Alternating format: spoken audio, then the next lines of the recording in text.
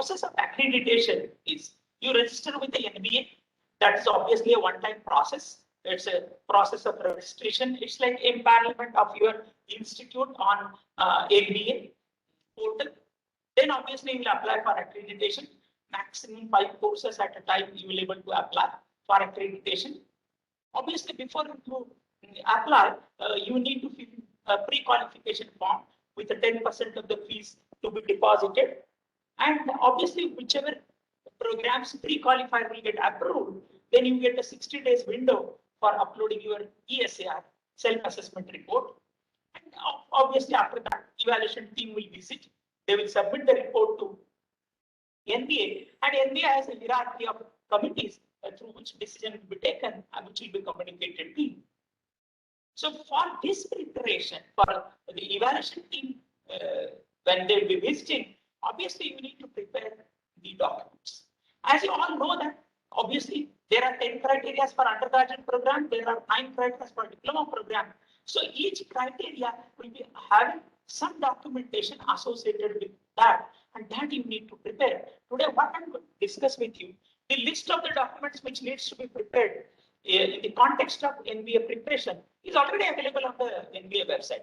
What I'm going to share with you as an evaluator, what exactly we look into each file, what should be the contents of those files, that I'm going to discuss.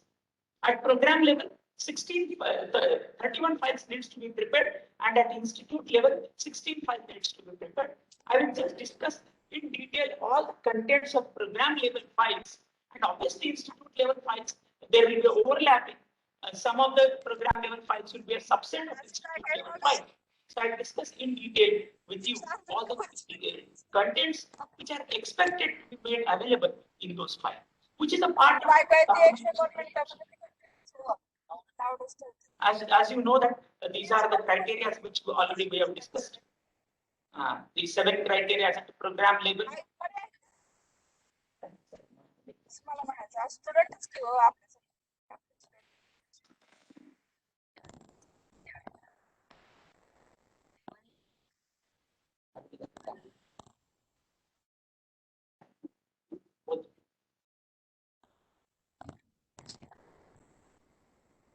Then for diploma undergraduate program, as I said, 7 criteria at the program level. That is 220 marks. We have discussed last time. May I request someone whose mic is actually unmuted, so it will some Kumbar is speaking. Some Jayesh Kumbar is speaking. So may I request, ma'am, to mute your mic?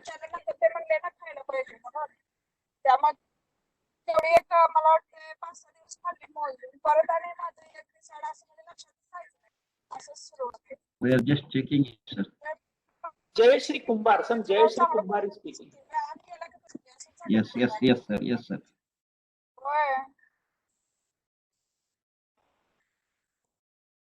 Sir, I have muted all the participants. I'll request you to mute your mic so that it won't create any kind of disturbance to anyone. Okay, so diploma level, as I told you last time, 9 criteria are there. Obviously, program level criteria are 875 marks, and institute level criteria 125 marks. So for these criteria, files are exactly identical, irrespective of whether it's an engineering program or the diploma program. So nature of files to be prepared at program level as well as at institute level are exactly identical. So as I told you, at institute level, there are only 2 criteria, and program level 7 criteria. So 125 marks plus 875, total 1000 marks evaluation. Let us understand what kind of documentation is required. As I told you, 31 files are required to be prepared at program level. I will suggest those who are going for accreditation, take a 1 box file for each program level file, paste a title of that file, and inside a file, you should have a 3 separators, because we don't expect you need to prepare 3 different files for 3 assessment years. 1 file with a file separator is adequate. A. Second thumb rule for that is whatever documents you are going to have in each file should be a Xerox copies of those documents attested by the concerned authorities. Just to give a simple example, For example, student enrollment data. Either Dean Academics in case you are having autonomous institute or you have a structure of a Dean Academics, or registrar who will be certifying the student enrollment data. So you will have a Xerox copies. Let original be with them only in their respective files, no problem. But when you will capture that data, it will be a Xerox copies pertaining to your program, and obviously those will be authenticated by a concerned authority A along with department head. So department head signature will be there on those records along with the concerned authority, because as I said, concerned authority is very Narati sir, may I request Kumbar ma'am to just mute her mic because her mic is on. Jay Shri Kumbar ma'am, can you just mute your Chaudhary mic? Sir, बरं मॅडमचा mike सगळं आपण mute केलंय तरी कसं काय चालू आहे सर, एकदा चेक करा बरं, कारण होस्ट कंट्रोल तुमच्याकडे आहे सर. Just check it. हा, yes sir, yes sir. Sorry for disturbance, please continue. We are looking after it. Yeah, no, he's We are- talking, no, so perhaps, yeah. No, perhaps you may not able to hear me, no, that's what I'm saying. Okay. So in the context of that we- NPA documentation, as I said, We have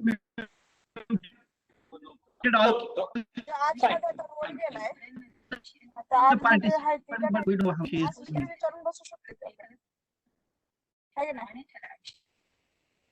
Sir, we are muting her, but she is again unmuting and speaking. We are just calling her, sir. Will please take care. Okay, fine. So the point which I was mentioning is that, for example, a student related data is there, enrollment data. Obviously, it will be certified by a registrar. Whereas a finance related data, let us say budget utilization. So the finance related documents obviously will be signed by finance officer, and then obviously Xerox copies of those will be made available to the program, and they will be countersigned by your head of the department.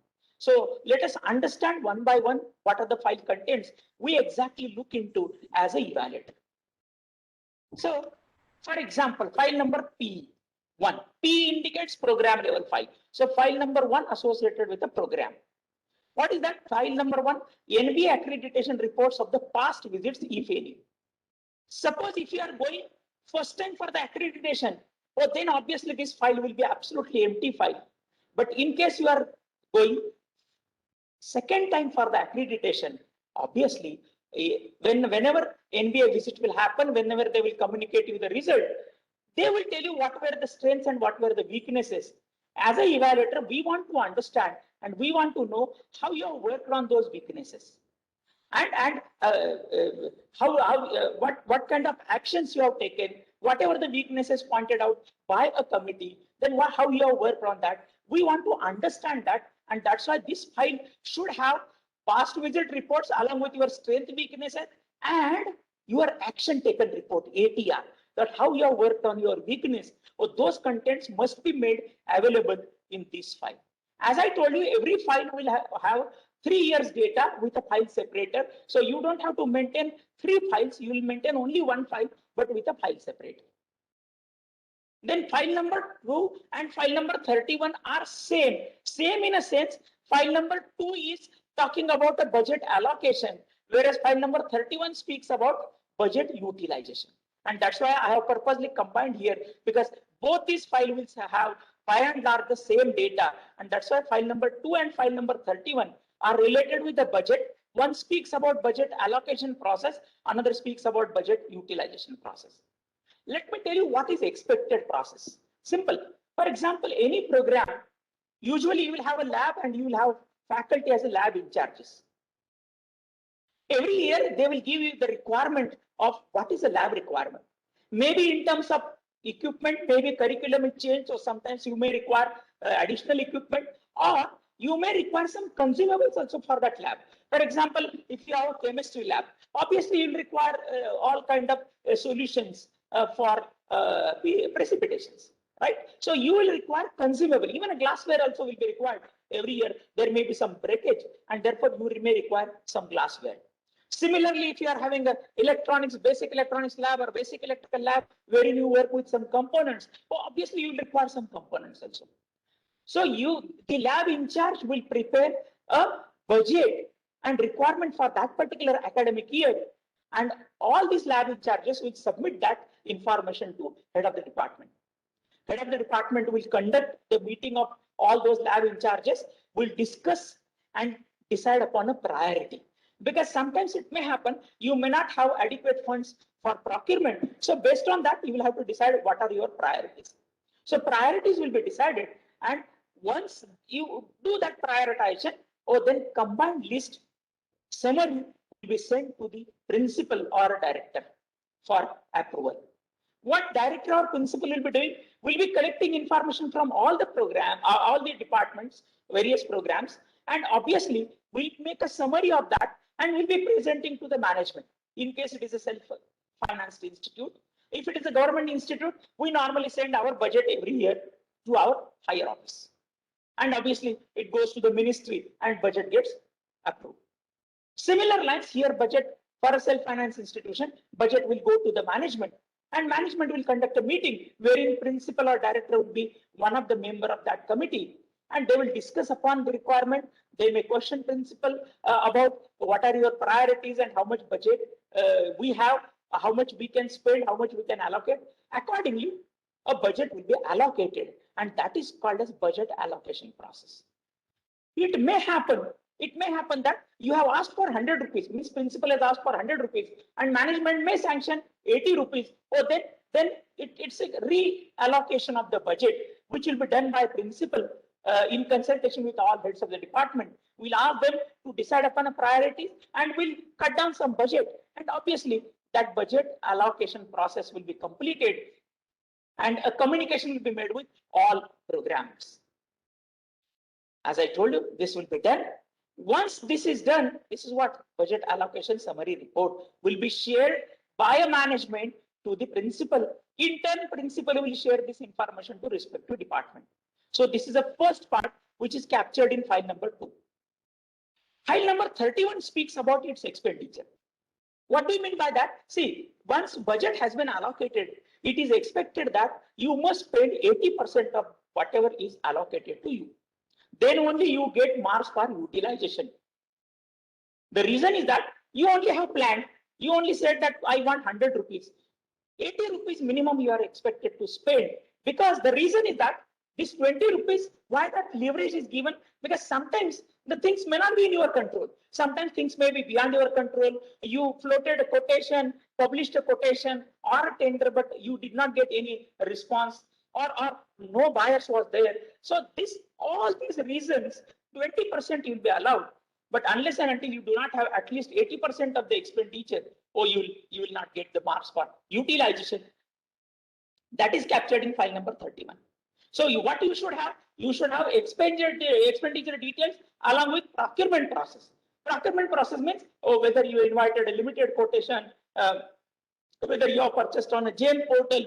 A big government e-marketplace is there, and for government institutions, as you know, it is mandatory to do a procurement on GeM portal. So what is your procurement process? So for that, you have to show the supporting documents. So all those supporting documents has to be made available in this 31 number file.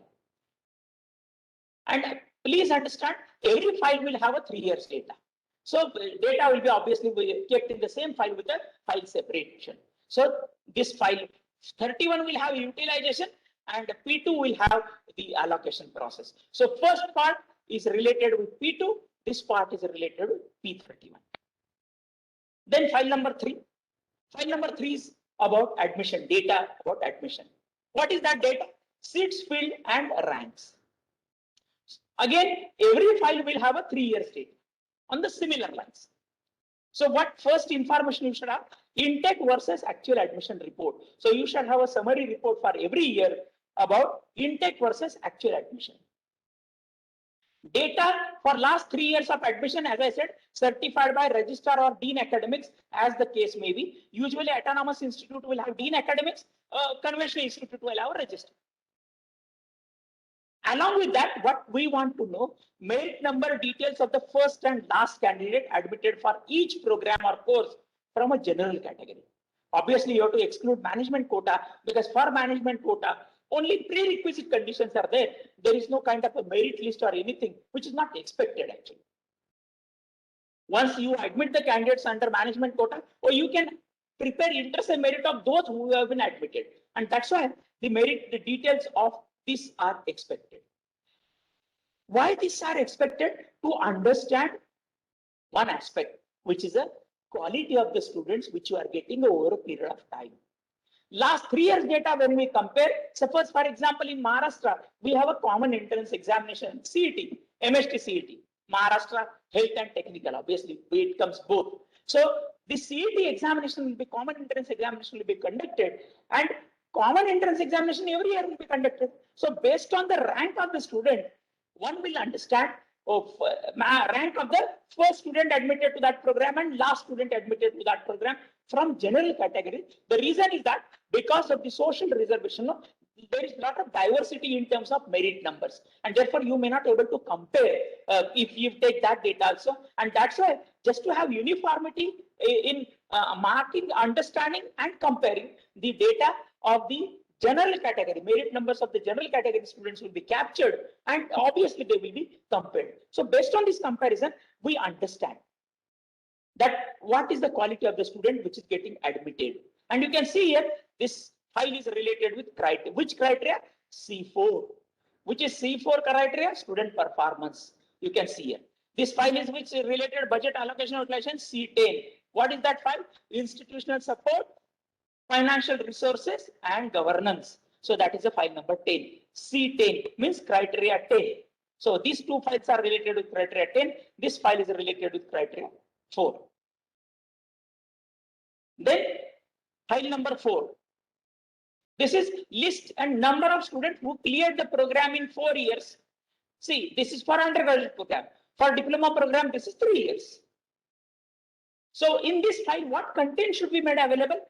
You should make, see, here we are talking about success index. Here we are talking about academic performance. So both these files will have result analysis, but one will capture a data about how many students have cleared a program in 3 years without backlog and with backlog. So you can see here, it is a result analysis of for last 3 years with the details of the student clearing program with and without backlog, because it talks about success index and success ratio. Whereas file number 5 will have a data again for last 3 years, but it will have a data of academic performance. So academic performance, in both the cases, you will be doing result analysis, but here result analysis will be in the context of how many students cleared the program with backlog as well as without backlog. When I say with backlog means 60 got admitted in first year. Suppose you have a lateral entry of 10%, 6. So 66 students have got admitted. How many have cleared a program in a 4 years duration? Obviously, that number is with backlog. And without backlog means how many students have cleared a program within a stipulated period of 4 years, but quote unquote, without any backlog at any semester. That's what is the meaning of it. Then this talks about academic performance, as I said. Academic performance, again you are doing result analysis, but here result analysis is in the context of CGPA, cumulative grade point average, which is between 5 to 6. How many students have scored between CGPA 5 to 6? How many students have scored between 6 to 7, 7 to 8, 8 to 9, and 9 to 10? Below 5 CGPA will not be considered for evaluation.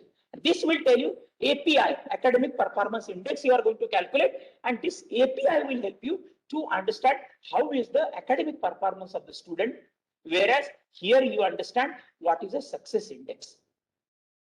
Again, that's why these two files are related with criteria 4, because student performance. Criteria number, file number 6 is again related with criteria 4 because it speaks about placement and higher studies data. When you say placement, no, placement is online plus offline, both are considered. You can say online and offline in the context of on campus and off campus. On campus means what? During the graduation, whatever student will get placed through the institute training placement sale will be known as on campus. Off campus means what? The student will get jobs within 6 months of graduation. Usually our results are declared in June, July. So the student who will get job till December of that year can be considered as your placement. The reason is that student, when he or she gets a job within 6 months, it means it is because of the credentials which he or she has earned in the institute. But if someone gets job after 1 year, then he or she might have done some value-added courses, and that value-added courses has helped them to get a job. And that's why only up to 6 months period jobs, even you might have got off campus, will be considered for calculating the placement index. Obviously, placement has 3 components. One is a placement, another is a higher studies, and third is the entrepreneurship. So combining these all 3 together, data will be considered for evaluation of the placement index, that is PI. And what documentary evidences you should able to demonstrate to the evaluators? Or placement data along with the copies of offer letter. Then joining letter, in case you do not have a joining letter, but if student shares on a WhatsApp their photo ID of the organization where they are working, I think we do accept that, it's fair enough. So even if you are having a photo ID, even of the institute also, someone is joining higher studies, and if he or she is not having admission letter but having a ID card of the institution where he or she is pursuing his higher education, fair enough. That is also acceptable, right? So this file should have relevant documents pertaining to this information. Again, I am saying each file will have a data for 3 years. Then file number 7, professional activities, events or conferences organized. Again, this is related with criteria number 4, because professional society will be associated with the student chapters, like Institution of Engineers or Computer Society of India or IIT student chapter or IEEE student chapter or even IST student chapter also. So all kind of these professional societies, and under these societies, whatever events you will organize, those will be captured in this. But for every event, as a evaluator, what exactly we look into? Or if you say that you have recently conducted one conference, national level conference, good, no problem. What we'll ask? We'll ask you, show me the proposal copy which you have sent proposal to your director or principal for approval that you wish to conduct a 2 days national conference or 3 days national conference on this thrust area, whatever may be the area. So we'll ask you show the proposal, because proposal will have everything. How much will be the expenditure, and when you will be able to do it. Obviously, preparation period will be usually 6 to 8 months. So obviously, during that academic year, you will submit first of all a proposal to the principal director. Based on all these aspects of the proposal, a principal or director will give approval for the proposal. They will approve, including the finance, human resource, financial resources required for conducting smooth conduct of that activity. Then obviously once the director principal approves, you will publish a leaflet, you will circulate that information in the form of notice or leaflet among maybe inter-institute, depending upon what is the level of the event. Suppose if it's a national level conference or across the country, various institutes, eminent institute, you will send that through email or through some other media also. You will send all those, and in turn you will receive registration of the aspiring students for that event, and that's why we say registration details. What this process will happen once this is done. Actually, on the day of that conference, let us say you are saying our conference will be held on 5 and 6th December. So what was the attendance record? Because those who will be registering online, or they will be attending the program also. So their attendance, that is the registration desk attendance of that day, will be captured. Then obviously when you say 2 days national conference, you will have various activities planned with the timelines, right? That and various sessions also you are going to plan. So actual activity details along with photographs of the event. See, you might have concurrently in a 2 or 3 halls, you will be having simultaneous presentation, or you will capture some photographic evidences depending upon what was the theme of the conference, and you might divide your theme into 3-4 areas, and you might concurrently conduct those presentations.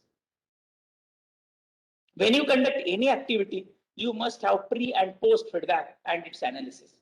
When you say pre means before conducting, you should have feedback, And after conducting this activity, feedback. Why post feedback and pre feedback are important? Because post feedback will tell you what is the impact of the activity. When you conduct some activity, it must have relevance and it must have impact. Impact is nothing but outcome. You should be able to demonstrate that you have conducted this activity, but because of conducting this activity, this is what we could achieve. So in that context, you must have a pre and post feedback analysis. And obviously at the end of the complete event, you will prepare a summary report and obviously you will submit it to the principal or director. Summary means summary of whole process and whole activity you will submit. So every such activity which you are going to conduct under the umbrella of various professional society, every proposal. Now see, you may have separate small files for each activity at the back end, but this file P7 should have summary of all those events conducted during that particular year. So it may have gist, and at the back end you may have all those separate files. If you say that, in every year we have conducted minimum 2 events, so 6 files will be there, separate files will be there, but summary or gist of all those events which you have carried out during those 3 years will be made available in this file P7. And as I said, this is related with student performance. It will go for the file number, criteria number 4, that is student performance. Then P8 is list of student papers along with hard copies of the publication, professional society publication or magazine. What does it mean? Suppose your student have participated in some inter-institute event or maybe paper presentation competition or maybe a national conference. Then what we expect, you show us obviously list of those. At the back end, you may have year-wise files. During 18-19, these 10 publications are there. So they may be in separate file. 19-20 separate, 20-21 separate, or 18-19 separate. But summary will be made available in this file number 8. It may happen you might be publishing your own newsletter also. Nothing wrong. Technical newsletter, if you are publishing every year, that also you can show whatever the papers which have been published by your student, technical papers in that technical newsletter, that also you can show. And that's why it is related with criteria 4. So when we say professional society publication or magazine, it means, for example, you have your own magazine. Then you will have this kind of all. And obviously list of student papers along with hard copies of the publication that should be made available in file number 8. File number 9 is related with basically the sample based and average present. In this, you must be able to spell out what is your project allocation process. Your project allocation process has to be fair. Just to give an example of COEB's project allocation process, what we used to do in electrical, we used to be 16 to 18 in a number as a faculty for an intake of 60. So what we used to do, every faculty will give abstract of half-page abstract of one project. So such 2 project abstracts I am supposed to submit. 16 faculty members are there. All 32 project abstracts will be displayed on a notice board. Student will be asked to make a group of 2 or 3 students. And they will be asked to give preferences of all these projects based on their preferences. But they have to give preference for the choices for all the projects. What is the reason? We used to allocate the project based on their group average CGPA. So it may happen the top group will obviously get whatever they have asked, but the student whose group average is low, they may not, and that's why they have to give all the choices. So whatever choice is available for their merit, their CGPA will be given to them. And as abstracts will be displayed in a public domain on a notice board, circulated among students, they will be knowing that who will be my supervisor in case if I get this project. So it is an absolute transparent mode we will be doing that project allocation process, which is very, very important. Then obviously projects will be in a various domains. They may be, if in case you have electrical engineering as a field, or you may have some maybe in a power electronics, some may be in power system, some of them may be control system, some of them may be in a renewable energy, some of them may be in a thrust areas. So all kind of areas you will cover. Once that process, allocation process is done, or you will have, obviously, project will be for a period of 1 semester. So you should have a continuous or progressive monitoring mechanism. And that's why we call it as an evaluation sheet. For this, if you remember last lecture, day before, someone asked me a question, rubrics, you can develop your own rubrics, wherein your all program outcomes will be captured, right from P1, engineering knowledge, to the last one, P12, project management and finance, all will be captured here. And you can develop your own rubrics, which will gradually develop the evaluation mechanism or form. See, normally, what do you mean by gradual? Suppose if I have 3 evaluations in a semester, my first evaluation will talk about the problem understanding of the student. So my first evaluation must capture the information in the context of the literature review or literature survey and problem formulation. It should focus on these 2 aspects. My second evaluation should talk about simulation studies or the backend analysis. For example, I want to understand or I want to know the behavior or the performance of or let us say steady state and transient behavior of series RLC circuit. A very simple example. Then what I will do, first of all, I will do that. I will read literature about what is a steady state condition, what do you mean by transient condition, how does a series RLC circuit behave for different excitations in a steady state manner and in a transient manner. This is all about literature review and understanding a problem and problem formulation. Second part of it, I will take a help of some software tool like MATLAB. I will code it. I will develop a block diagram of that series RLC circuit. I will give different kind of excitation and I will try to observe the performance in the context of a transient domain and steady state domain. That will be my second part of evaluation. And in third part, what is expected? I will actually demonstrate.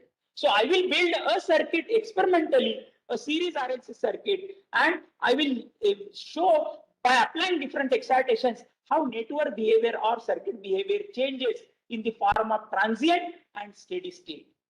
That is what is my third part of evaluation. So your evaluation should be also in such a way that it should be gradual in nature and it should capture the entire gist of the project at various stages. That is called as progressive or continuous evaluation mechanism, for which you need to develop your own rubric, which may have various attributes like understanding of the problem, literature survey, and then a modeling and simulation part, and actual implementation. So some questions related with each you can combine together, and that will give you a rubrics for evaluation.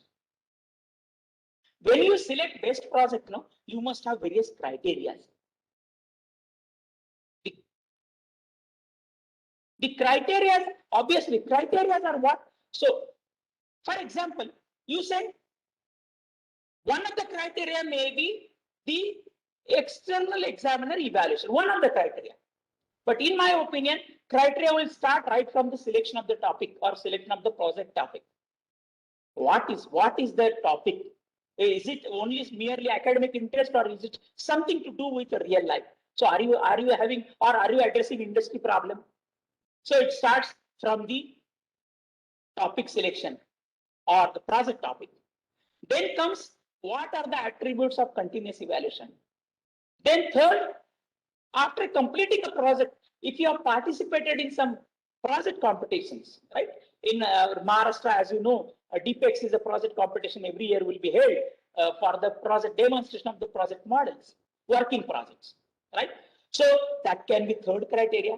Fourth criteria may be winning an award or some IPR or some publication coming out of it, maybe a fourth criteria. And last criteria may be external examiner evaluation. So last criteria may be that.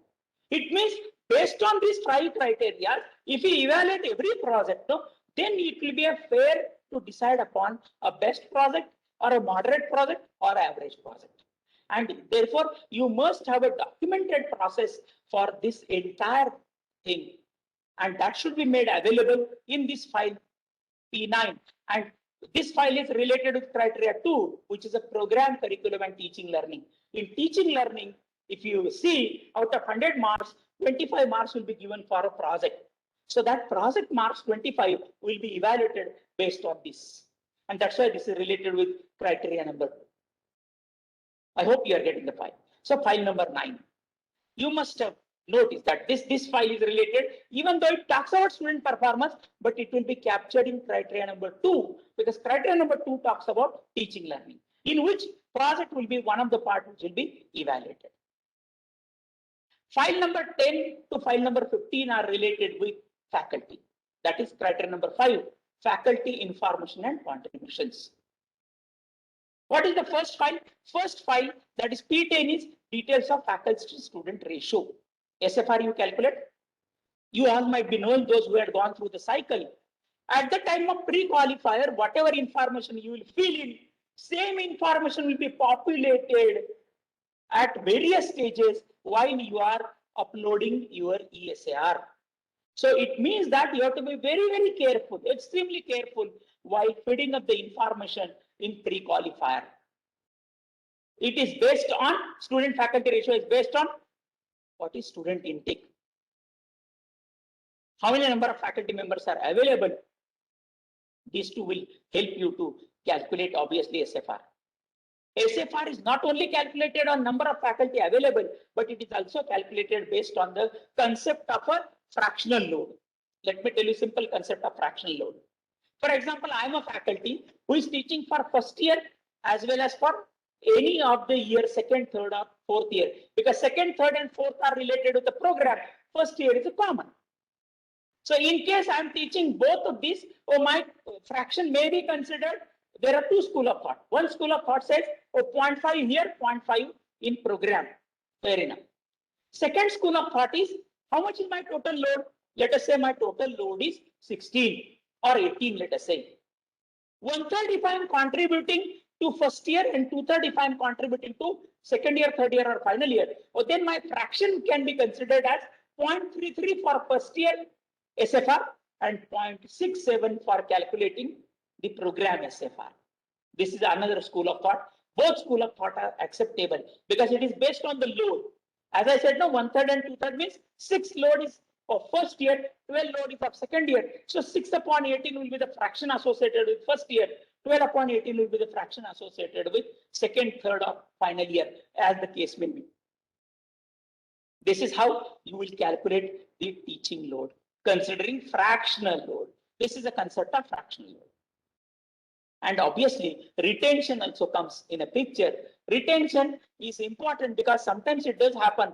Many programs will comply to the student faculty ratio, but retention may be poor. Retention means every year, how many faculty members are migrating from this institute to some other institute, vice versa. They are migrating from some other institute and joining this institute. That ratio is called as a retention. To what extent you are able to retain your faculty? And as you all know, if retention is more, it means it is a better institute because you are able to give confidence to the faculty that they can continue their passion of academics in this institute.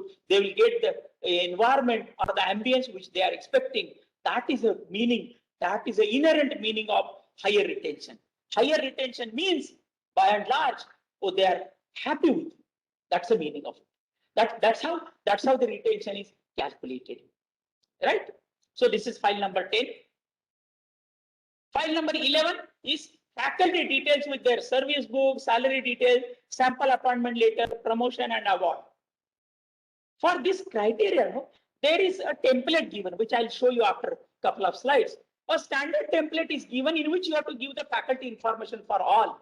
But this particular file P11, which is related to criteria number 5, you must have some sample again I'm saying, sample faculty details with their service book, sample faculty salary details. And again, see, you can pick up 3 years are there. So few faculty data for 1 year, few faculty data for other year, few faculty data for next third year.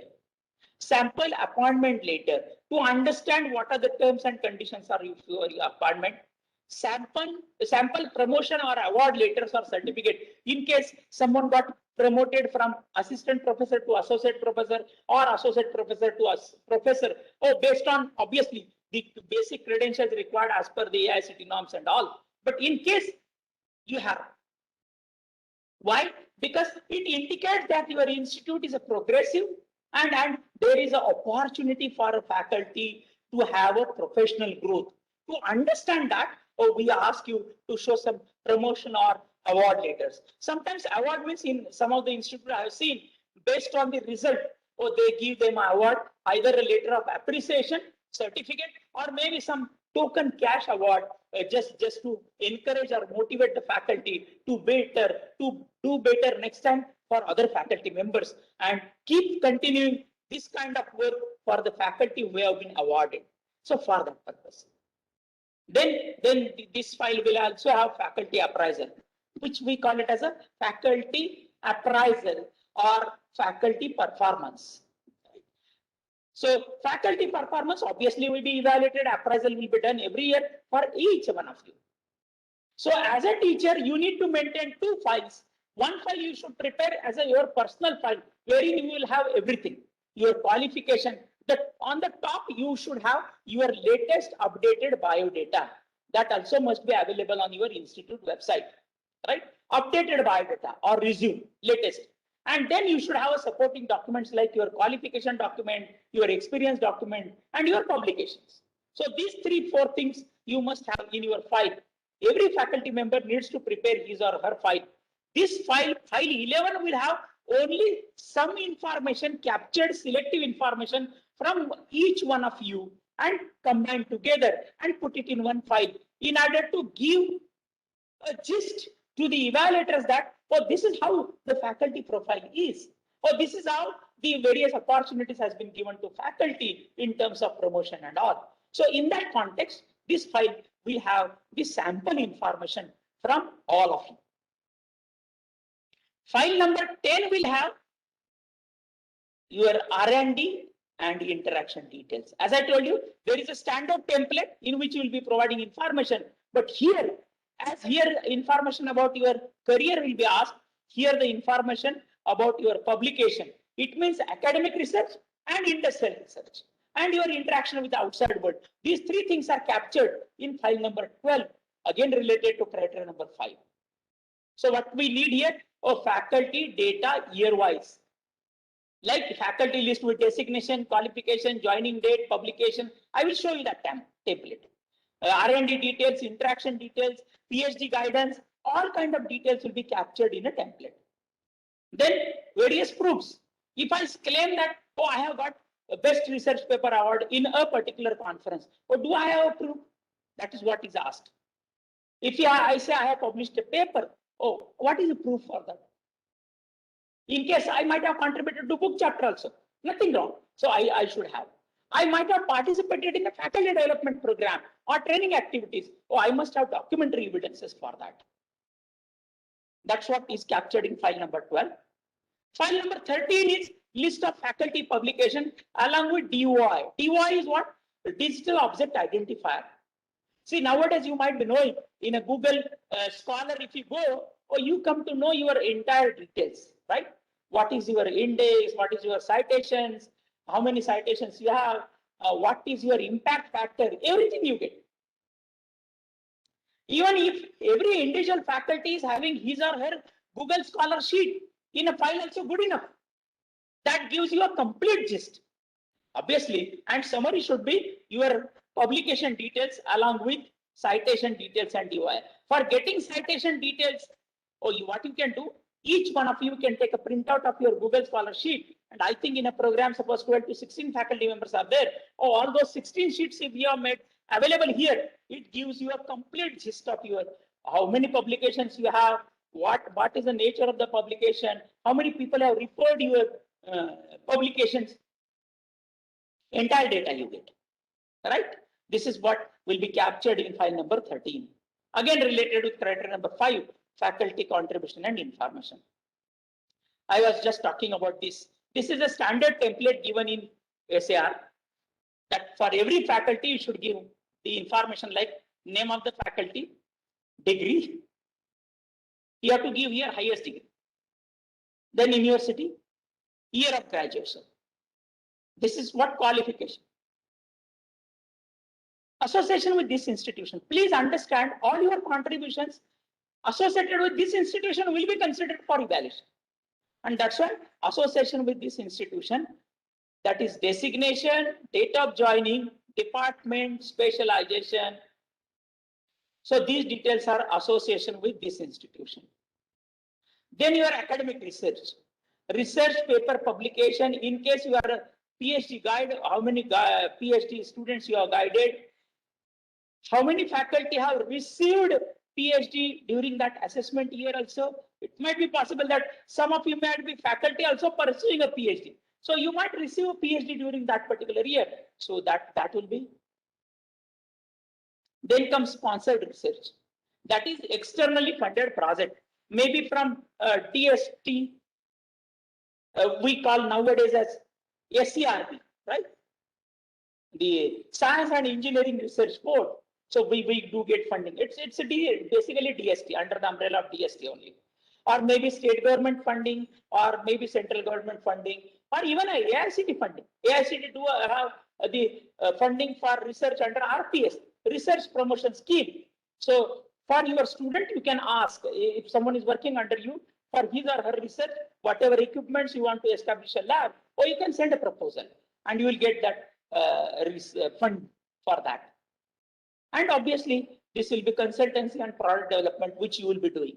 So if you have some consultancy, external consultancy and all, or those details. So what I'm saying that for every faculty member, these details has to be mentioned, which is called as a faculty information template. Just now I told you, list of R&D and consultancy project that will be captured in file number 14. What it will be capturing? It will be capturing list of R&D and consultancy projects along with approvals from various agencies. Suppose I had a project from Health Ministry as well as the external agency or state government, or then you have to talk about. A research project I had from AICT under RPS, you should give the project title, who is the funding agency, how much is the amount received. I received actually 14 lakhs for that, my RPS proposal. And what was the duration? Duration was 2 years. So I'm saying everything you have to give it objectively. You might be doing consultancy also. So consultancy work which has been given to you. So obviously there will be a proposal from external agency or organization to do the consultancy. So they will give you a proposal. You will approve the proposal. You will tell them the charges. So everything will be there in the form of consultancy. Once you do that consultancy or project, even R&D project or consultancy, there will be a project completion report. And obviously with amount, settlement and utilization statement. It means project consultancy, whatever you give, obviously you will provide them a utilization certificate. In case you have got funding for some developing some infrastructure or maybe some creating some facility, or you will provide them a utilization certificate. And third activity, developmental activity. Like you may develop some product. It's like a small incubation. Maybe you might develop an instruction material, working models or charts or monograms you may develop for your student. For example, I used to teach control system design course. And as you know that Bode plot can be drawn only for the corner frequencies. It can't draw a smooth Bode plot, magnitude plot I'm saying, and phase plot. What I did, I developed my own MATLAB program with the help of which I can calculate the Bode plot for any corner frequency. It need not be a corner frequency only. For any frequency I can do. That is what a development I have done. Also, so then I will give one kind of assignment to the student to do something else. So all these things, you will be developing some working models or some instructional material. That also comes as a developmental activity. Again, it will be captured in C5 criteria 5 because it is faculty information and contribution. And P15, if you remember, I told you P10 to P15 are the criteria 5 related files. Here it is a list and proof of faculty interaction with the outside world. What do you mean by outside world?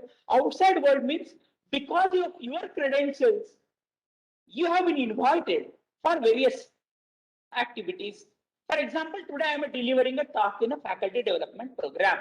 oh, this is my interaction with the outside world. I have worked in one international conference as a session chair.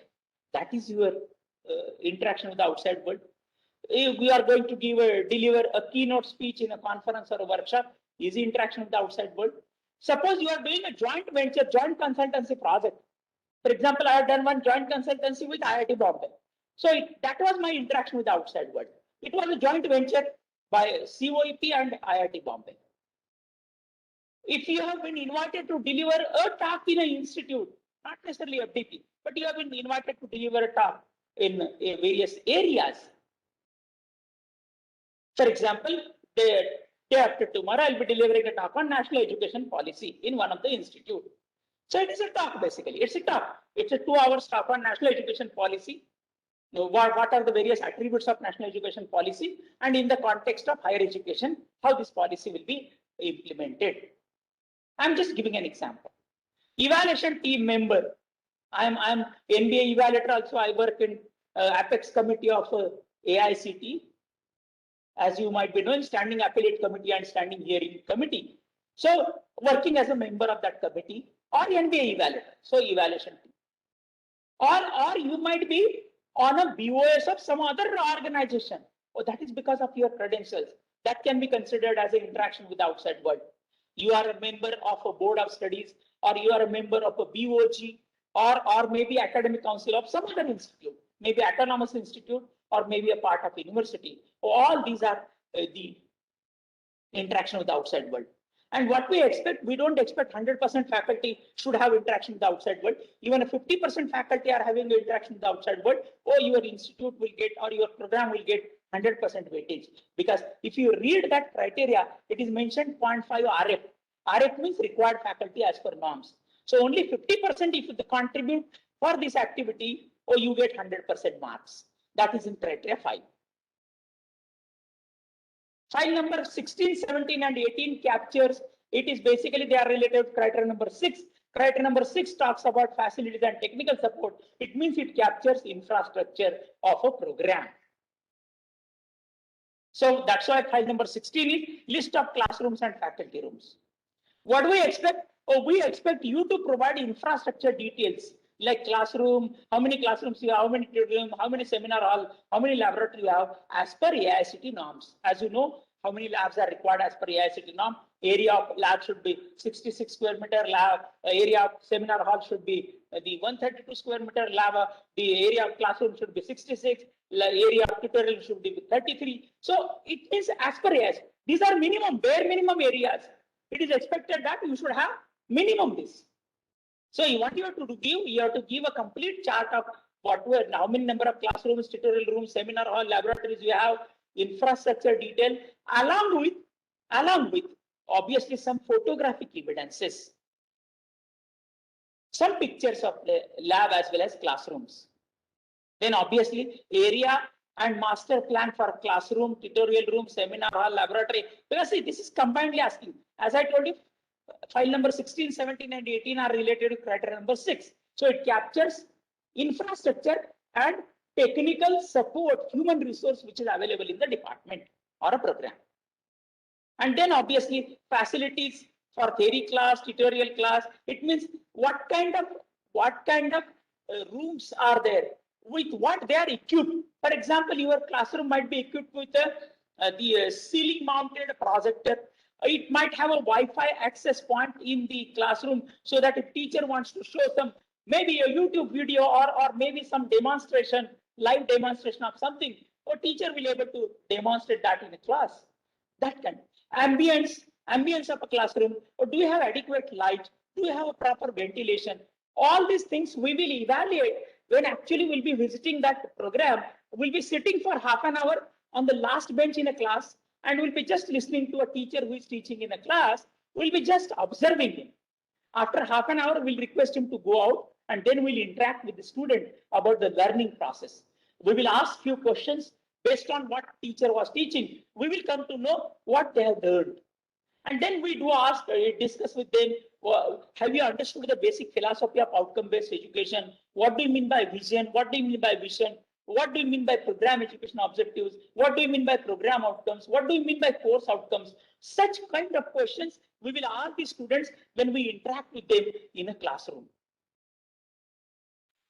Similar lines you should provide details of program specific lab. Again, I'm saying details of the laboratory along with major facilities or equipments available in the laboratory. Suppose if you say computer laboratory of 20 computers, what do I expect you to provide me? I expect you to provide me a basic information about what is the processor, what is the RAM size, how much is the hard disk, what kind of processor you are using, so that I understand, and what kind of softwares are available which are installed on a computer system. So I understand both A, the infrastructure of the laboratory in terms of the equipment, and B, functionality of the laboratory. For what purpose you are using that laboratory. And obviously every laboratory will have a dead stock register, will have some sample records of the laboratory of the student, reports, assignment in case you have, all those reports will be maintained in a laboratory. So that those records will be available, and that's why it is related to criteria 6. And file number 18 will capture about human resource available in the laboratory. That is non-teaching staff with their appointment letters and all. What you can do, you can just take subset of the criteria number 5's template which is given for faculty, because everything may not be applicable to them, but at least name, designation, highest qualification, date of joining, then experience, in case they have got some promotion and all. Oh, you'll have those details here for technical staff. And obviously, thumb rule says, again, I'm telling you, thumb rule says 2 physical laboratories, you should have 1 technical staff. So technical staff details, in case technical staff, sometimes they do get an opportunity to upgrade their qualification. If someone has done that upgradation of qualification, due to which you might have promoted him or her, maybe from technical lab assistant or assistant to a full-fledged technical lab assistant, all kind of things. You might have done. So all those details needs to be provided in this file. Please understand, every file must have a 3 years data. So it's not necessary that in 1 year you have trained everyone, or in 1 year all non-teaching staff upgraded their qualification. It's a matter of time. So whatever opportunities, even not necessarily qualification, you might have sent them in a summer vacation or winter vacation for updating their knowledge also.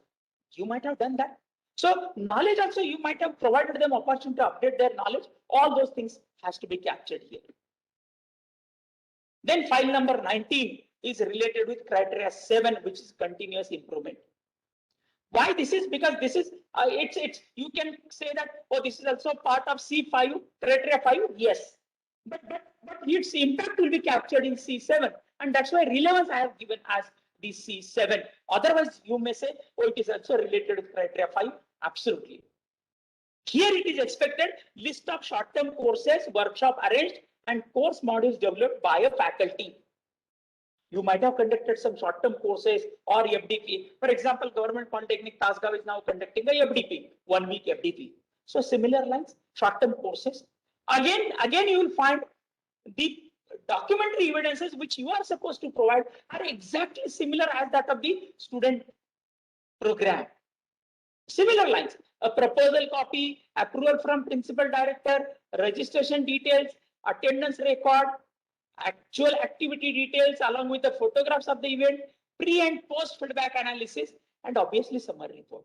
Because please understand, in the era of OB, outcome-based education, we don't do anything without a purpose. You must have objective to do something.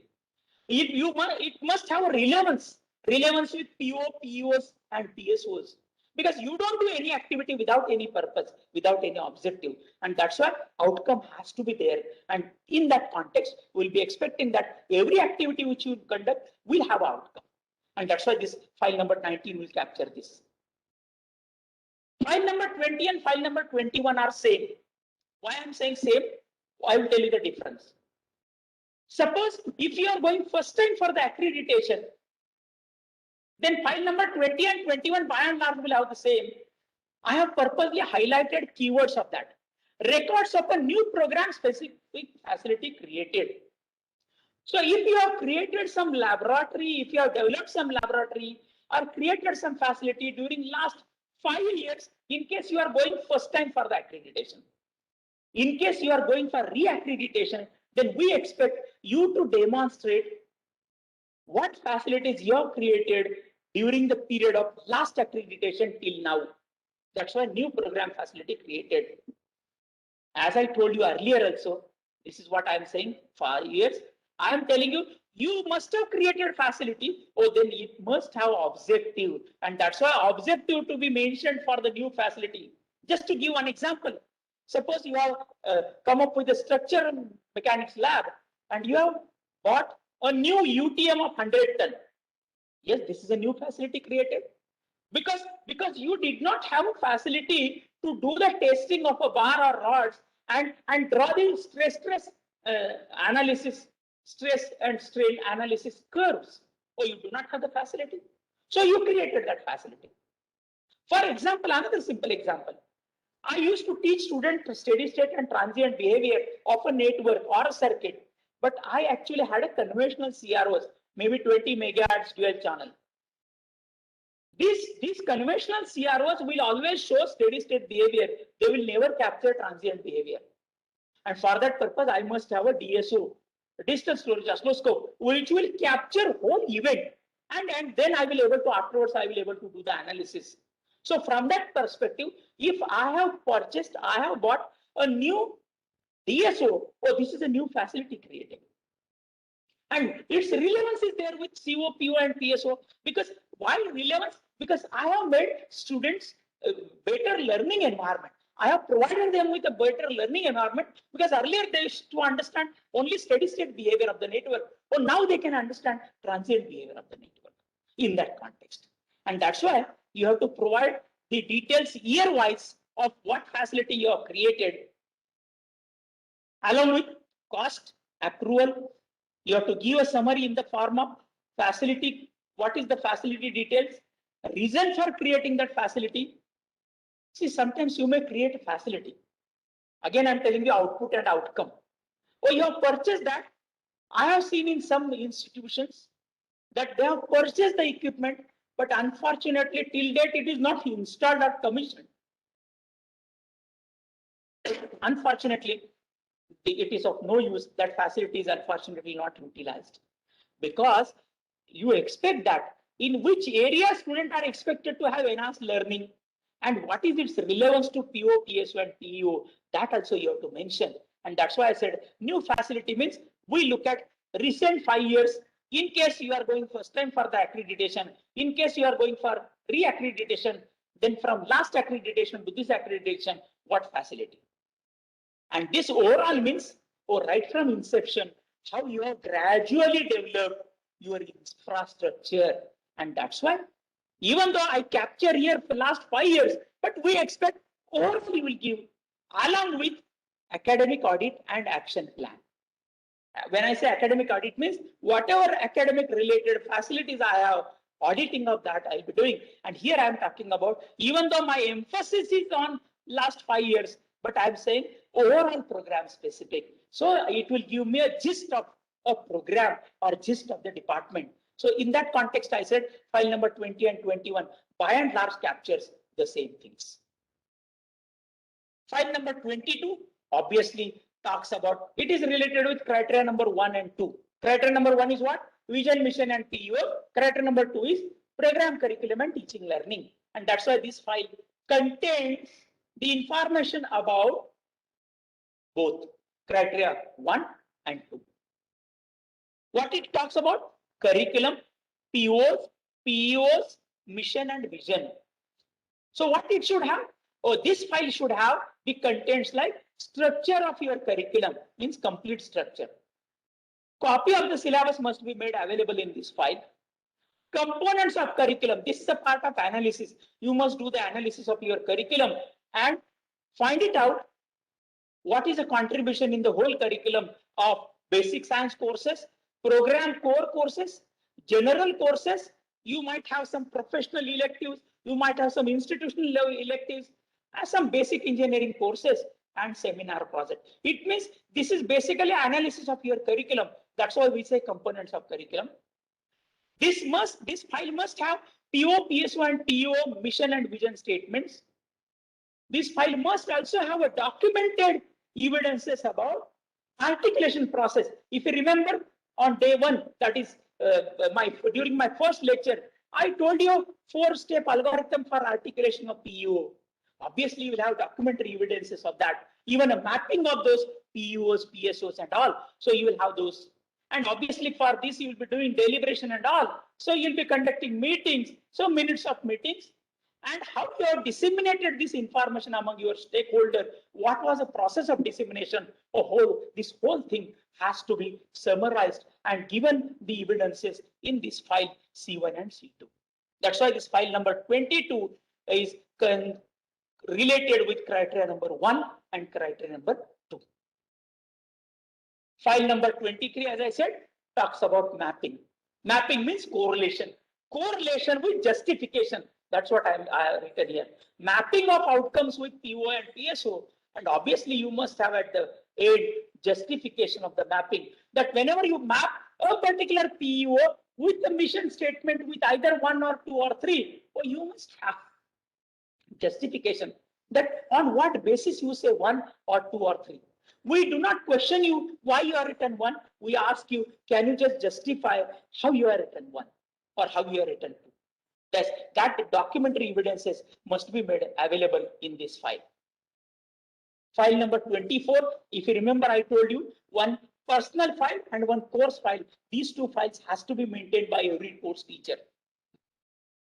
Course file must have all your teaching plan. We call it as teaching plan, right? That is called plan of course delivery. Some sample question papers of all examination. You may have test examination, you may have mid-sem, you may have end-sem.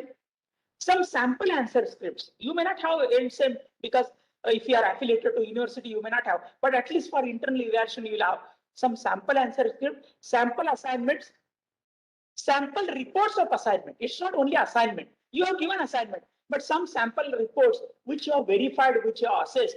That project reports of some sample projects. Reports of design projects in case you have carried out some design projects, which graduate attribute number 3 is a design and development of solutions. In that, if you have developed something, list of the laboratory experiments in case you are also associated with a laboratory course and reports. And that's what I have mentioned here, what your file should have. Your file should have all these things. And again, every year you will add. It is like edition of the book. See, suppose I am teaching one course for 3 years. First year I may have X. Then next year I will have X plus delta X. Next year I'll have X plus delta X plus delta X. Those kind of things must be made available in that file. And obviously it is related with criteria number 3, which is COPO assessment and attainment. File number 25 is the rubrics.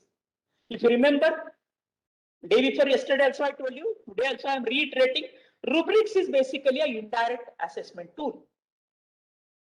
Wherein your direct assessment tools are inadequate to assess a particular attribute of a student, you need to develop your rubric. You need to develop indirect assessment tool.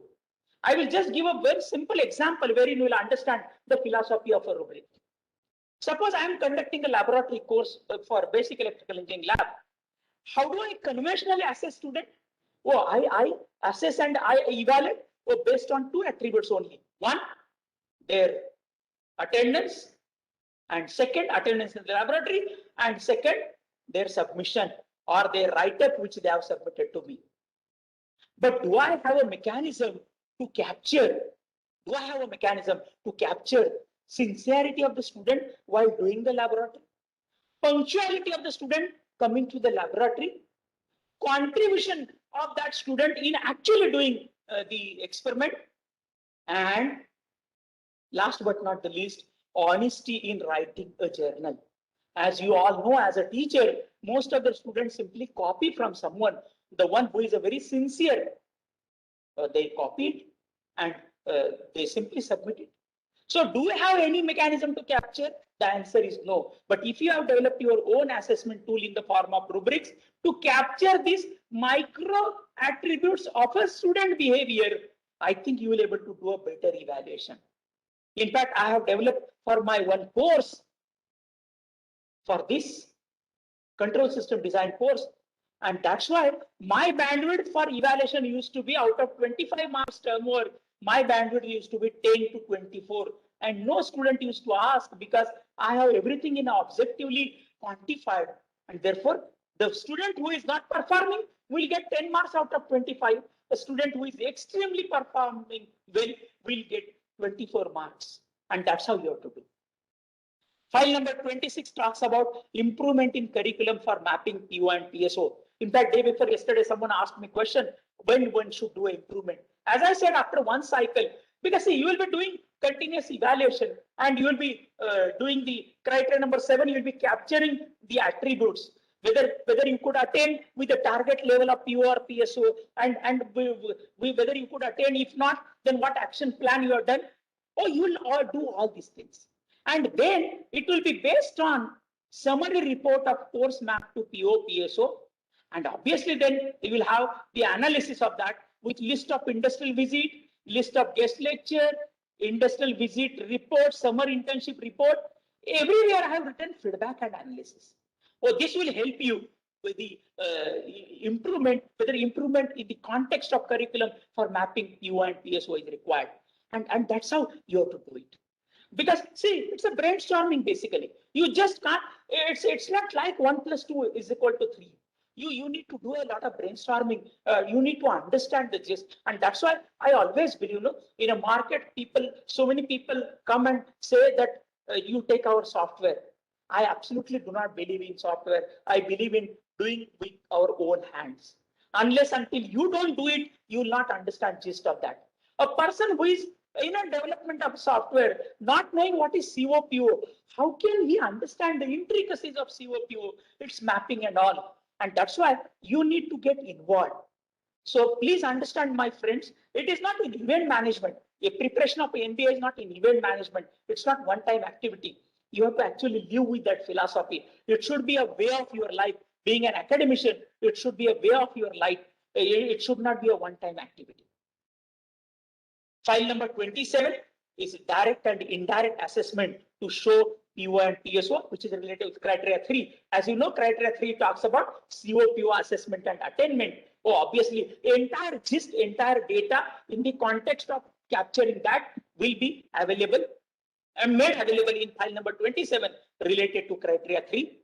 Similarly, its analysis of assessment of attainment of outcomes, both course outcomes and program outcomes, obviously will be captured in file number 28.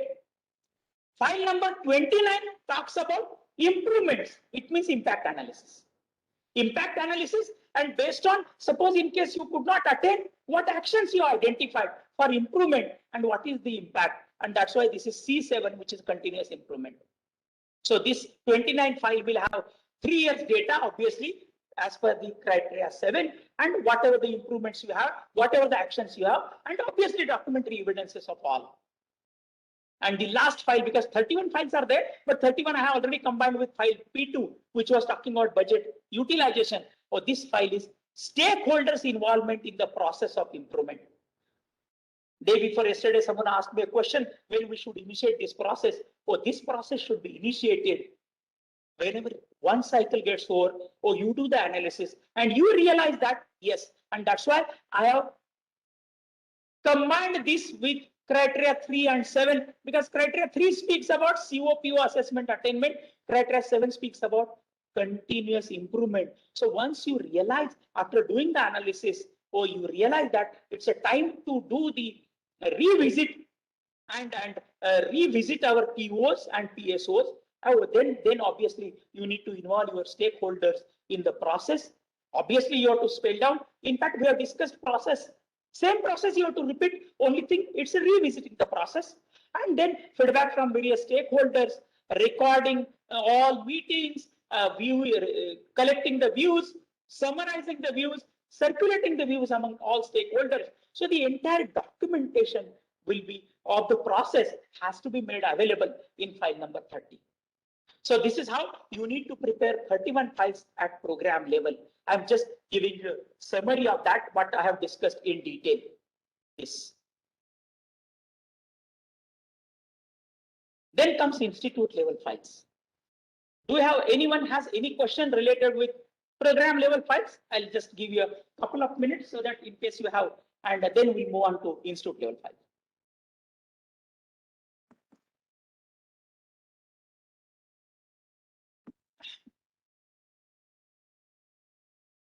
If no, I will go to institute level files. Now you understood the gist of the files, no? So institute level files will not take much time because program level files are subset of most of the time institute level files. So what is the first file? First file is composition of governing body. It means as per AICTE norm, if you have seen the approval process handbook, as per AICTE norm, you need to have 11 members, minimum 11, maximum 21. It's basically constitution. Senate, all those academic bodies, administrative bodies. For self-finance institutions, you will have like General Council, Board of Governance, Senate, academic administrative bodies. Obviously, this file should have 3 years data and list of the meetings of this body conducted, then sample minutes of meeting, then action taken reports of few meetings. Criteria number 10. Criteria number 10 is basically institutional support, finance and governance, financial support and governance. So it is related to criteria number 10. It is to be made available exactly on the similar lines. Only thing, program level, suppose you are going for 3 programs per accreditation, or you will have 3 sets of program level files for each program. Whereas institute level file, only 1 set, because it talks about criteria number 8, 9 and 10 for undergraduate and criteria 8 and 9 for diploma. This will be captured here. File number 2 will have your rules, policies and procedures. It means your bylaws. Everything has to be made actually available in a public domain also, website also it should be available, as well as it should be available to the employees and students. What does it mean? Suppose I want to apply for some position to an organization, any engineering college, let us say, I want to apply for the post of professor in electrical engineering. I must know what opportunities I will have in future if I join that organization. So it means that what are your academic regulations as well as your service conditions for the students as well as the employee. So they must be made aware and this has to be made available also. And that's why if I look at, I have put here purposely file number 5. This is related with file number, criteria number 5, that is faculty information and contribution. We have discussed in detail budget allocation and utilization. If you remember, it was in P2 and P31.5, right? But that was for program. Now this is for institute level. It means it will have a summary of all, and that is the reason, in addition to budget allocation and utilization, it has been asked audited statement. Audited statement will be for institute, not for a program, and that's why it is expected that 3 years audited statements have to be made available by the institute because it is related with institute. Otherwise, budget allocation and utilization process is exactly same. Only thing, program is a subset of institute, and that's why what we have discussed was a one program. All such programs will make it institute budget allocation and utilization. In fact, I have told you what is the process. File number 4 will have institute informative website details along with its address. What does it mean? See, normally what happens in any engineering college, website will be maintained by a computer department. They might have some system administrator. In case you do not have, then you may outsource this activity.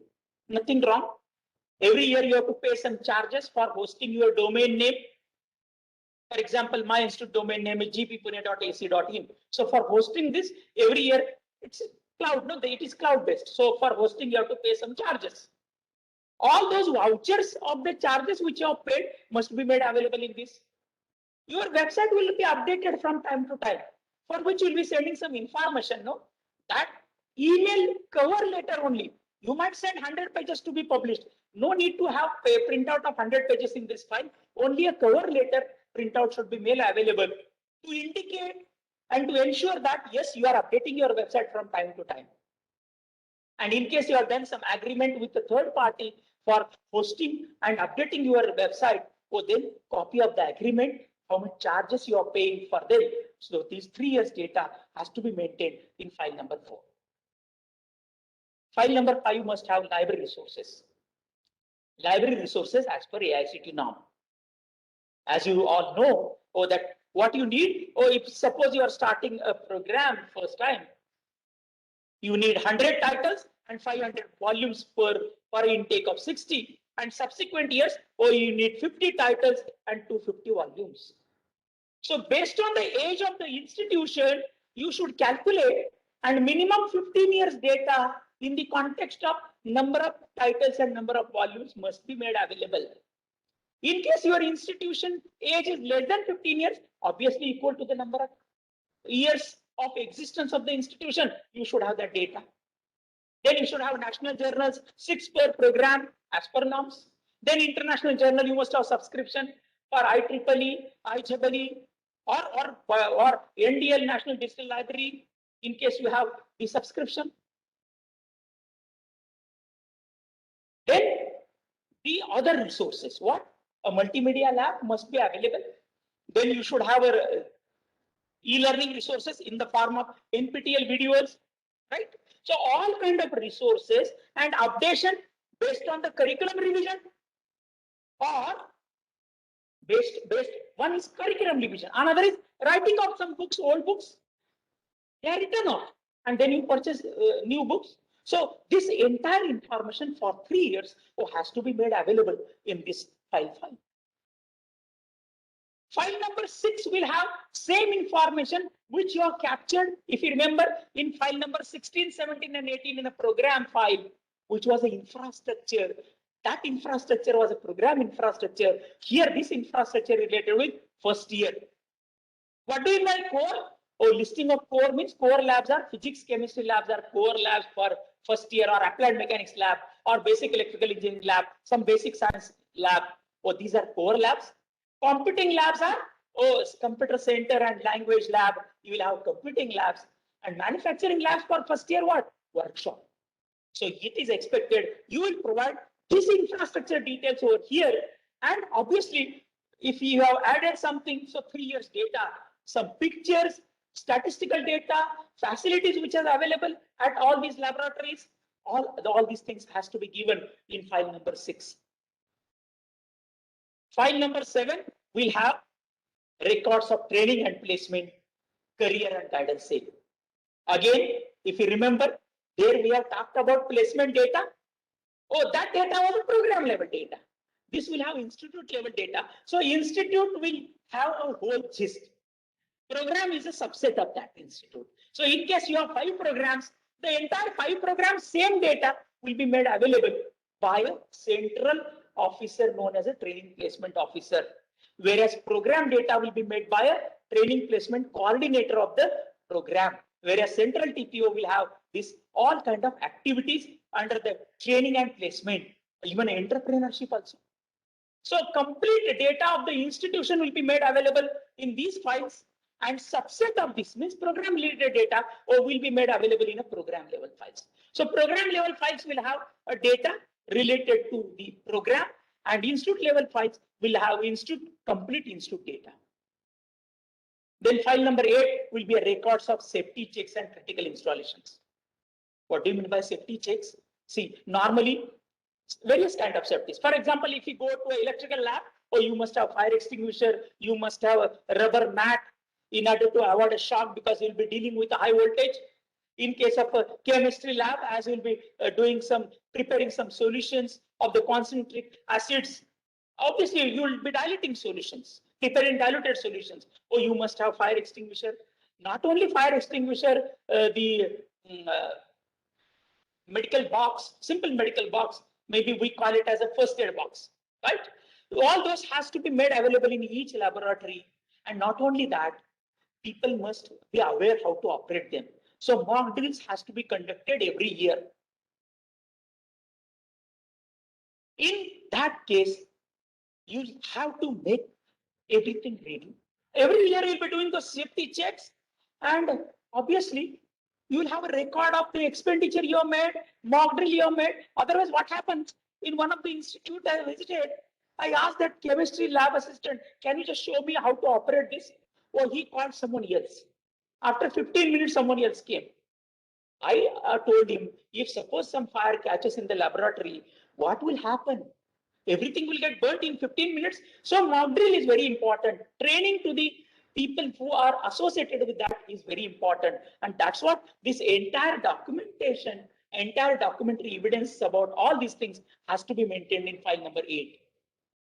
File number 9 about medical care facility. In case medical care facility, obviously, most of the time you will have day scholars, but you must have a doctor visiting that institute, maybe 2 hours. You have some tie-up with the nearby hospital, maybe within a radius of 5 kilometers, and they are providing you a facility. Their doctors are available. But these documentary evidences you must make available. And obviously, every record has to be for 3 years in one file, separated with a file separator. It should not happen that, and doctor's record is very, very important. And in the institute, you will have one place wherein we call it as a medical room, wherein a bed will be there and some basic facilities will be there, first aid kit will be there, some general medicines will be made available, so that student normally during examination time, they will have some headache and stress, and because of which attention, or they will come and they will take primary medicines. But you must have that medical facility. And that's why we say medical care record. And in case you are having a ambulance, in case or you have some tie-up with the hospital who has ambulance, we will ask you show the usage of an ambulance also. To what level you are using it. We don't expect that everyday ambulance has to be used, that everyone should be critical, not at all. But do we have that facility, and what is it, to what extent you are using that facility? Then file number 10, obviously you have to give academic calendar. It means a calendar showing all academic events, along with schedule of tutorial and makeup classes. Tutorial and makeup classes means what? Tutorial, see, sometimes it does happen. You realize that a course in a curriculum is given in such a way that it is highly mathematical course, but you do not have provision for tutorial, or you can have provision for tutorial for first year, because this is related to first year. And makeup classes means because of unavoidable circumstances, maybe flood, maybe cyclone, or maybe the things beyond your control, that academic loss was there, or you should have a provision to make up that loss. Maybe some extra lectures you should be able to conduct on holidays. If you have made that provision in the form of a slot available in your academic calendar, and that is what is expected here in this academic calendar. That's why this is related with criteria number 8, because it is purely related with first year academics.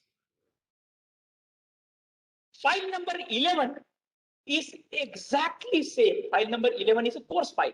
Is exactly same as that file which we have seen 24 number file in our program level file. Only thing, that file was prepared by individual faculty. Here this file will be a gist. Gist means what? Suppose you have 4 courses: physics, chemistry, mathematics, and communication skill. Or then you will have and 4 faculty members are there. So 1 year, what you will do? Or you will take the notes, handouts of one faculty, the examination papers of some other faculty, assignments of some other faculty, and evaluation scheme of some other faculty, and just to give us what is the bandwidth of your first year courses in terms of contents, in terms of evaluation, and in terms of delivery. From that perspective, we're asking you to provide that, and that's why it is related with criteria number 2, program, curriculum, and teaching learning. We want to understand how is your teaching learning. Then next year, or you can just have cyclic rotation. Suppose 1 year you have physics faculty data in terms of the question paper. Next year, you may capture a data of a chemistry faculty. Next to next year, you may capture a data of a mathematics and English faculty. So this would what you will have. File number 12 talks about COPO assessment and attainment related to first year courses. As we have done already for program level files. Similarly, for first year courses, Oh, first year courses will be done by faculty of first year. And that's why analysis for assessment and attainment of outcomes for first year courses will be done. And in case you need to add on, maybe in order to meet the target level, you may have to add on some topics or that list of the additional topics in case you have to meet the outcomes in the sense to meet the target which you have set. That data of assessment and attainment for first year courses will be made available in the file number 12, and that's why this is related with criteria number 3. You can see here. Then file number 13 is related with feedback, its analysis. It is a purely academic feedback. Academic feedback means what? As you all know, on 1st March 2019, AICTE has given a 360-degree feedback concept for a teacher, in which one of the feedback is academic feedback. Academic feedback may have 4 or 5 attributes. For example, as a teacher, 4 or 5 questions you may ask generically to every student. Oh, am I clear with my concepts? Am I clear in communication? Do I have an ability to clarify the doubts? Am I punctual and sincere in delivering my lectures? So you may ask generically 3 or 4 questions to a student talking about and capturing the academic feedback of a teacher. Then you will be doing the analysis. This feedback has to be taken twice in a semester. After mid-sem, you should take a feedback. And based on the feedback, if you think that we need to intervene, it might happen sometimes for a junior faculty. Student may say that we are not able to understand what teacher is teaching, or you may associate some senior faculty with that. That's why I'm saying corrective action, not a punitive action. Please understand. You have to correct. If some system has some error, you have to correct that. And that you will come to know only when you do the analysis of the feedback which you have collected. And that's the reason it is very important to take feedback twice in a semester. This is purely academic feedback. Whereas file number 14 will have a feedback from all stakeholders, which is usually required for 80-20 formula. See, when you do PO assessment and attainment, 80% direct and 20% indirect. For that 20% indirect, you need a feedback from stakeholders. And that's why it is an indirect feedback. So that feedback will be captured in file number 14, which will be from all the stakeholders like industry, parents, alumni, financiers, various government bodies and all. And that's why it will be again criteria number 8, because you'll be capturing feedback for all. File number 15 will be exactly same as that of the file which you have, file number 11, 12, which was related with program file. I'm talking about program level file. That captures a standard template is given, capturing the data of the faculty, serial number, name of the faculty, highest qualification, date of joining, designation, academic research, industrial research, everything. Same template, only thing it is related to the first year faculty. Template is same, only thing it is related to the first year faculty. File number 16 is again result analysis, exactly on the similar lines, but it will be only a result of academic performance, because there was no question of success index, because students are not graduating. So academic performance. How many students are going from first year to second year or allowed to move to second year, and what is their academic performance? So it is a result analysis of first year student. And obviously, document related to number of seats filled in the first year. See, we were capturing that data, admission related data. Same file additionally is captured here in the form of file number 17. Again, related to criteria number 4, which is student performance. This is how you will be having 17 files. Only one set has to be prepared at institute level, and program level files, depending upon how many programs going for accreditation, those many files. Those many sets have to be prepared. So each program will prepare those sets. But institute level file, only one set will be prepared. And usually this set will be prepared and contributed by first year faculty, because most of the data, most of the things are related with them. So they will be coordinating this activity, and program level files, obviously, every program will be doing that. This is what I wanted to discuss with you. If you have any questions, I'll be very happy to answer. Otherwise, thank you very much for your patient hearing.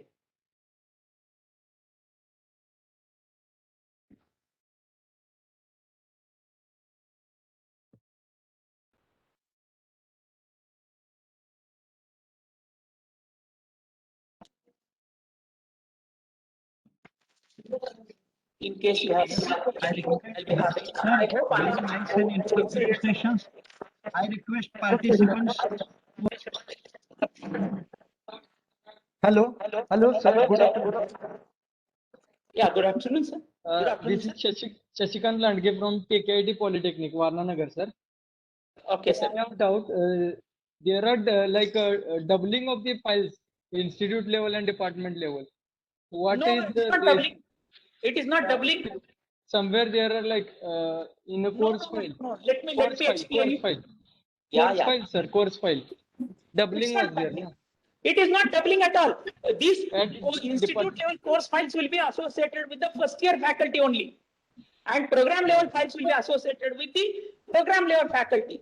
Suppose I am a faculty who is teaching to first year as well as second year. I will have only one course file, sir, because each course file I will have only one course file.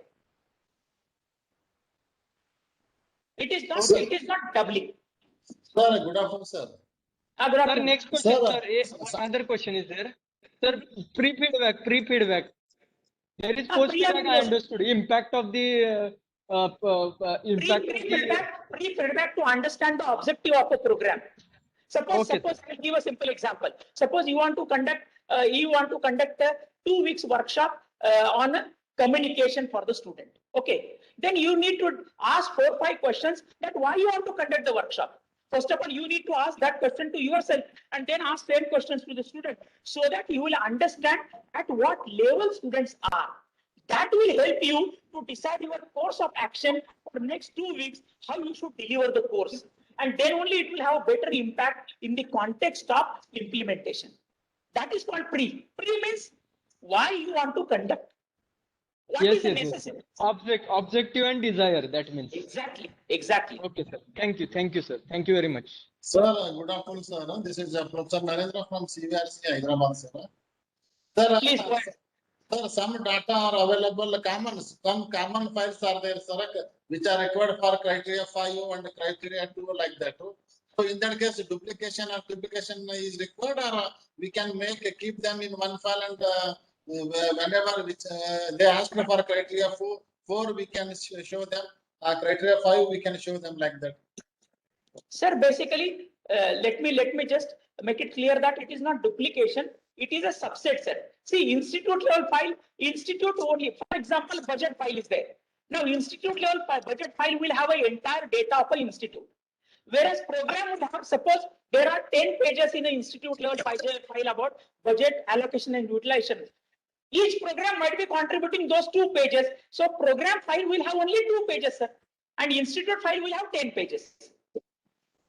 So it's not duplication, it is a subset, you can say. Some of the files are subset. Program level files will always be subset of the institute level files. And let me tell you, institute level files will be evaluated and assessed by chairman of the visiting committee. And the program level files will be evaluated by the evaluators. And therefore, there is an independent evaluation of both set of files, sir. Sir, I am talking about evaluation of criteria 1 to 7, sir, department level. No, there is no duplication or there is no repetition. There is no repetition.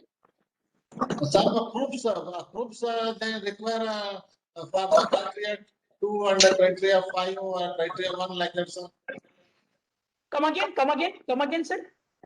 Some documents are common to criteria 1 and criteria 2. Sir, let me tell you, documents will be common. For example, result analysis. Now, result analysis, you will have only one set of documents, wherein you will have the data about how many students graduated within 4 years, with backlog, without backlog, then their academic performance. So the evidence will be only one. Only thing you will be showing only respective evidence to them. Okay, sir. Thank you. You do not have to Xerox again and again result sheet for 2-3 times. Not at all, sir. Yes, sir. Same thing. Okay. Thank you, sir. Not required, sir. Not required. Sir, I have one question. Yeah, please. Sir, I think mechanical program at that time of result calculation or SFR calculation, first year is contributed, no? Yes. So it is necessary to maintain the separate file at the first year level for the mechanical or civil. Okay. For undergraduate program, yes. For diploma program, no, because it is calculated combined. And obviously there also you will have combined information with you. At Because some- program level also you will have a combined information of all 4 years. Yes, yes. Okay, sir. And sir, one question, one another question. Mhm. For the calculation of student faculty ratio, Mhm. consider our mechanical program having have 8 faculty. So the first year faculty is contribute consider there or not? Or Yes, still their fractional load will be considered. Yes, yes, their fractional load will be definitely considered. not necessary to maintain the first year level faculties ratio separately. No, you calculate it separately for in criteria 8, but it is not used actually. You calculate it as a program only now. Yeah, okay, sir. Hello, Yes, ma'am. there is one question, sir. Hello. Hello, sir. Same case with other department, na, sir? Faculty Yeah, ratio. obviously, sir. Obviously. Some subjects of mechanical engineering are from electrical department. Exactly. So they will consider 0.5 here and 0.5 for their program. Okay, sir. Okay. Thank you, sir. Obviously, yes. Hello. Hello. Yes, please. Sir, how to keep evidences for methodologies to support weak students and encourage bright students? Correct. You should have, very good question you have asked. Actually, ma'am, you should have a mechanism first of all to decide upon weak student. Now, weak student, there can be various criteria. See, for example, in first year, suppose you want to identify at the end of first semester, what are the criteria for identifying weak student? Or you may consider their history documents as well as their performance during this semester. Based on these two, it's like creating a profile of a student. So based on the profile, you may have some threshold, and based on that, you may decide, okay, I have a criteria that in this test, the student who are underperforming, maybe less than 50%, I am considering, I am pulling out them, and then again, I am verifying their background. So background means academic background, and based on that, so you may use more than one tool to decide upon academically weak or academically bright student. For academically bright, you may have a threshold, let us say 80% marks or maybe 8.5 CGPA and their consistent performance. That can be another criteria. Based on that, you may take them as an upper tier student and devise a mechanism for the bright student and devise a mechanism for weak student. Academically weak student, obviously you conduct remedial classes for them. You give them an extra coaching in the form of maybe assignments, maybe tutorial, as well as actual classes also. And for bright student, you may provide them opportunity to participate in maybe conferences, maybe workshops, or maybe you may give them a small micro projects also to them for their better learning based on their aptitude. Sir, Thank sir, you, thank you. my Thank you. question is, sir, hello, sir. For the first year students, how to segregate or divide the student among mediocre, genius, and poor? It won't be done program wise, sir. It will be done institute level only. Because courses are exactly common, and therefore you cannot segregate them program wise. No, sir. My question is, how if the first students admitted in first year, how to divide them among mediocre student, genius student, that way? Is it Yes, based for on the baseline test? Baseline Based on test? the Do we take criteria- baseline test? Baseline test? Exactly. There are two aspects. One, you may conduct a baseline test for physics, chemistry, mathematics, and communication skill. And based on the baseline test may be one of the attribute. A second attribute may be their ranking, which on the basis of which they have been admitted to the program. So you can take these two criteria as the tool for segregating them in terms of the excellent student, average student, and moderate student. You can do like that. Thank you, sir. Thank you.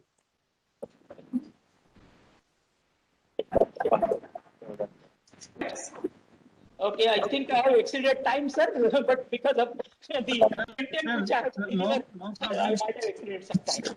Sir, no problem at all. It was a very nice and informative sessions. Many doubts have been clear, and now many of the faculties will understand how to do the documentation with respect to accreditation of their respective departments, and in long term it will be helpful for them. Bandal sir, you are always there to help us. Thank you very much. Now I request Shinde madam to continue further. Okay. Good afternoon. Shall I log out now? No, sir, just wait for a minute. Good afternoon, sir. It's time to express our deep gratitude towards Dr. Vitthal Bandal, sir, Principal, Government Polytechnic Pune, for his extremely informative session on NBA formats and documentation process. Actually, I am fortunate enough to have opportunities to attend Dr. Bandal sir's sessions. In every lecture, he delivers the knowledge with the same spirit. Sir, we salute your efforts, passion, and urge to deliver knowledge. We are always inspired by you. Once again, I thank you on behalf of Government Residence Women Polytechnic Tasgaon, Electronics and Telecommunication Department, and all participants for sparing your valuable time for addressing us. I also thank all the participants for their active participation. Thank you all. Thank you, madam. Thank you very much. Thank you all. Yes, sir. Thank you. There is one more announcement already, as this session has been completed at nearly 2:35. So we'll start next session by 3:30 after lunch. Thank you very much, sir. Thank you very much. Thank you, sir.